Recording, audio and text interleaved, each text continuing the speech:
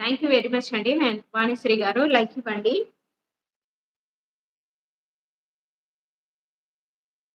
ఒక 10,000 సబ్‌స్క్రైబర్స్ తెచ్చుకో సఫియా కష్టపడి. అవునా! ఇట్లా వచ్చింది గదా! ఇంతకుముందు నాకు నోటిఫికేషన్ వచ్చింది. దాని మీద క్లిక్ చేస్తే వీడియో ఆన్ అయింది అన్నమాట.